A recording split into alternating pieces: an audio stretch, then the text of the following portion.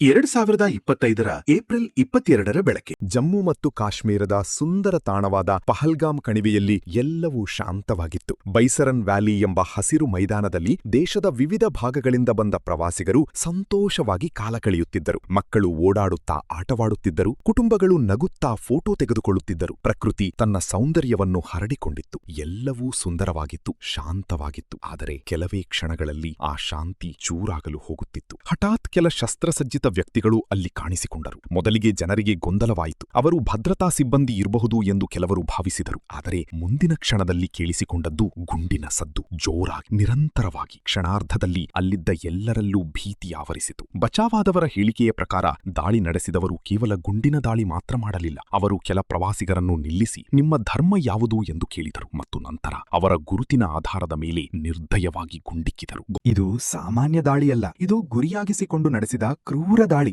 ಎಲ್ಲೆಡೆ ಕೂಗು, ಅಳಲು. ತಾಯಿ ತಂದೆಗಳು ತಮ್ಮ ಮಕ್ಕಳನ್ನು ಕಾಪಾಡಲು ಪ್ರಯತ್ನಿಸಿದರು. ಕೆಲವರು ಓಡಿದರು, ಕೆಲವರು ಕಲ್ಲುಗಳ ಹಿಂದೆ ಅಡಗಿ ಪ್ರಾಣ ಉಳಿಸಿಕೊಳ್ಳಲು ಯತ್ನಿಸಿದರು. ಕೆಲವೇ ನಿಮಿಷಗಳಲ್ಲಿ ಸಂತೋಷದ ಸ್ಥಳವೇ ದುಃಖದ ತಾಣವಾಗಿ ಮಾರ್ಪಟ್ಟಿತು. ಭದ್ರತಾ ಪಡೆಗಳು ತಕ್ಷಣ ಸ್ಥಳಕ್ಕೆ ಧಾವಿಸಿದರು. 26 ನಿರಪರಾಧಿಗಳು ಪ್ರಾಣ ಕಳೆದುಕೊಂಡಿದ್ದರು. ಹಲವರು ಗಾಯಗೊಂಡಿದ್ದರು. ಕೆಲವರು ಜೀವನ ಪೂರ್ತಿಯ ನೋವನ್ನು ಹೊತ್ತುಕೊಳ್ಳಬೇಕಾಯಿತು. ದಾಳಿಕೋರರು ಅಲ್ಲಿಂದ ತಪ್ಪಿಸಿಕೊಂಡರು. ಹಿಂದೆ ಉಳಿದಿದ್ದು ಮೌನ ಮತ್ತು ನೋವು ಮಾತ್ರ. ಈ ಘಟನೆ ದೇಶದಾದ್ಯಂತ ಆಘಾತ ಮೂಡಿಸಿತು. ಜನರು ಬಿಚ್ಚೆಬಿದ್ದರು, ಕುಟುಂಬಗಳು ದುಃಖದಲ್ಲಿ ಮುಳುಗಿದವು.